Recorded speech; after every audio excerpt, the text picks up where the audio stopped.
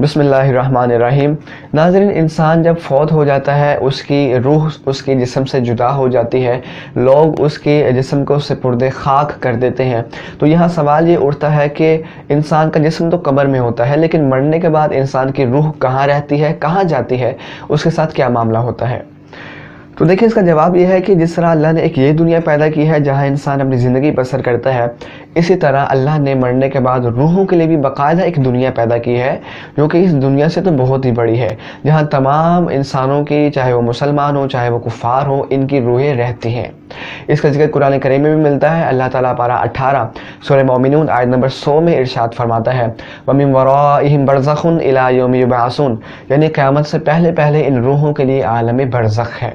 اور ناظرین، اس دنیا میں انسانوں کی روحیں مختلف مقامات پر رہتی ہیں۔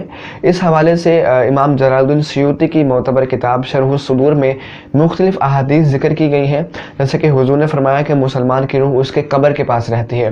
بعض کے متعلق آیا کہ زمین و آسمان کے درمیان رہتی ہے۔ بعض کے متعلق روایت ہوا کہ عرش کے پاس، جبکہ انبیاء علیہم السلام کی روحیں اعلیٰ علیین یعنی جنت کے اعلیٰ مقامات پر رہتی ہیں۔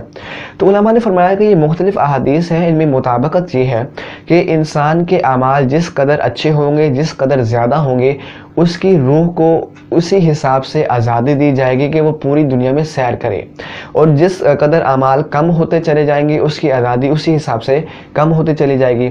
یہی وجہ ہے کہ بعض مسلمانوں کی روحیں اس کے قبر کے پاس، جبکہ بعض کی پوری دنیا میں سیر کرتی پھرتی ہیں، جبکہ کفار کی روحیں وہ تو زمین کے سب سے نچلے درجے میں قید کر دی جاتی ہیں، وہاں عذاب دیا جاتا ہے، ان کو نکلنے تک کی اجازت نہیں ہوتی ہے۔ اور ناظرین، انسان کی روح جہاں بھی رہے، چاہے وہ قبر کے پاس ہے چاہے وہ عرش کے پار ہے، اس کا قبر میں اپنے جسم سے ضرور ایک تعلق رہتا ہی رہتا ہے۔ یہی وجہ ہے کہ مردہ اپنے قبر پہ آنے والوں کو دیکھتا ہے، سنتا ہے، عذاب قبر کو محسوس کرتا ہے، اور قبر میں دی جانے والی نعمتوں کو بھی محسوس کر سکتا ہے۔ امید ہے آپ سمجھ چکے ہوں گے کہ روحیں کہاں رہتی ہیں۔ ضرور اس ویڈیو کو دوسروں کے ساتھ شیئر کر دیں تاکہ لوگ بھی جان سکیں، اور اپنے شرعی مسائل کا حل جاننے کے لیے مجھے اسی نمبر پہ واٹس ایپ کیجیے، جواب دیا جائے گا۔